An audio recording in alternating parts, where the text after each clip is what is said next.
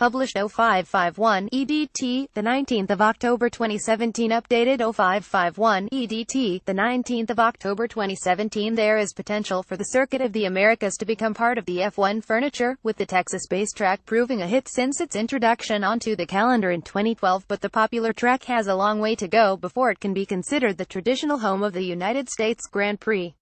That honor still belongs to Watkins Glen, despite an F1 car having not raced at the circuit for 37 years. The Glen, based in the state of New York on the southern tip of the Seneca Lake, held F1 uninterrupted every year from 1961 to 1980 and was typically held as one of the final races of the F1 season amidst a backdrop to stunning autumn scenery. From its inception it proved highly popular, having followed disappointing F1 ventures stateside, including one-off trips to Sebring and Riverside, and went on to win awards for its organization and as a best staged GP. The track was altered in 1971, but by the end of the decade the circuit was behind the times. Two high-profile deaths involving François Evert and Helmut Koenig highlighted the lack of runoff area on the bumpy circuit, but it was financial issues that eventually saw the track lose its place on the calendar.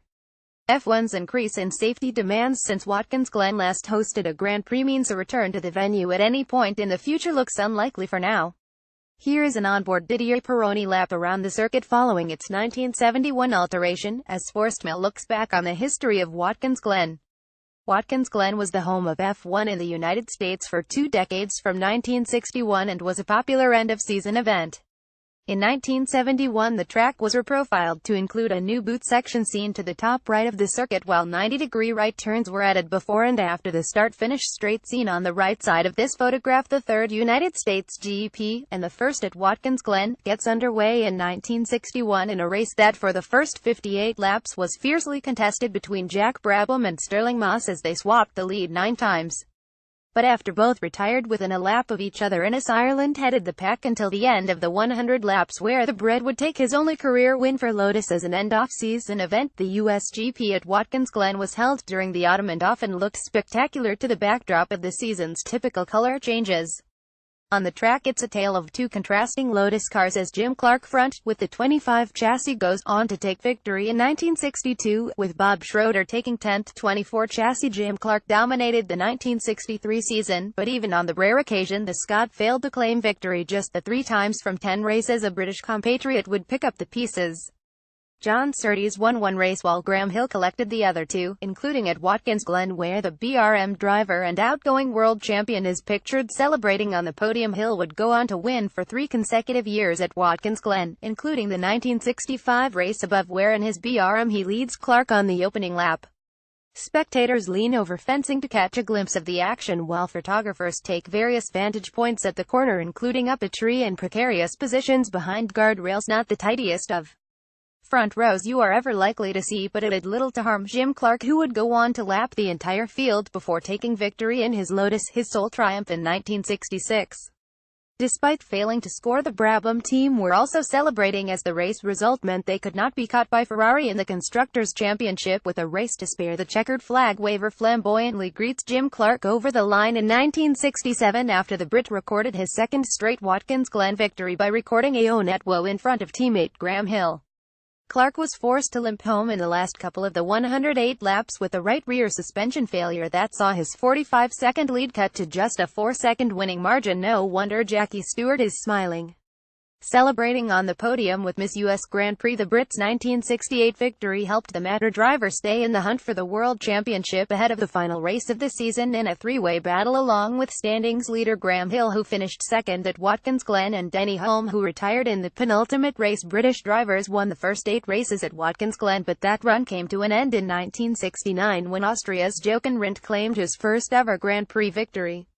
The Lotus driver took victory from pole position left, where above he is joined on the front row by Jackie Stewart, who had actually qualified in 3rd position for the race behind Denny Hulme. A year on from Rindt's debut win was another at Watkins Glen, although Emerson Fittipaldi looks rather relaxed for a driver taking his first F1 victory as he acknowledges his triumph for Lotus on the podium.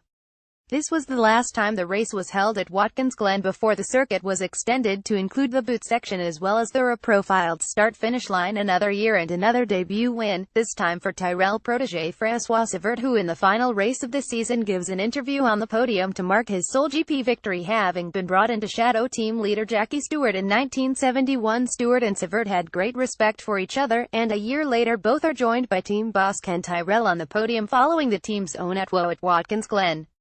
By now though, Sévert was starting to get close to Stewart's overall pace, and long-term plans by the team, including Stewart, were being made to promote the popular Frenchman to team leader. Stewart went on to win the 1973 title and was preparing to depart the final race of the season at Watkins Glen, having retired by competing in his 100th race and passing team leader duties to Sévert. But Sévert suffered a horrific crash into a guardrail in qualifying that killed the 29-year-old, prompting a distraught Stewart to pull out of Sunday's race, and Formula One tragedy struck again at Watkins Glen a year later when Surtees driver Helmut Koenig was killed instantly after crashing into a guardrail. After the race, Lotus team boss Colin Chapman left and driver Ronnie Peterson reflect upon hearing the news on an afternoon. Emerson Fittipaldi helped McLaren claim their maiden Drivers' and Constructors' Championships. There was a symbolic passing of the baton in the F1 hierarchy at Watkins Glen in the final race of the 1975 season. Niki Lauda went into the United States Grand Prix having clinched his first world championship behind the wheel of a Ferrari, and went on to take a commanding victory on race day ahead of McLaren's outgoing champion Fittipaldi by leading every lap above the six-wheeled Tyrrell driven by Jody Scheckter leads during the 1976 United States Grand Prix, but lurking in the background is James Hunt's McLaren. Both drivers led twice during the 59-lap race, but it was the Brit that led the last 13 to take victory and give himself a fighting chance of winning the championship at the next race in Japan. Mario Andretti came close to winning his home race in the 1977 mixed conditions. As a wet-track ride, James Hunt was running at a leisurely pace out in front for McLaren and entered the last lap having seen a 22-second lead evaporate to just 1.4 over the Lotus driver before claiming victory. Niki Lauda finished fourth for Ferrari to reclaim the World Championship. Getting an early taste of Formula One is Michael Andretti, who holds a pit board for his father Mario during the 1978 United States Grand Prix as Colin Chapman takes a seat on the crash barrier. Michael would go on to make his F1 debut for McLaren in 1993 but struggled to make his mark during the season.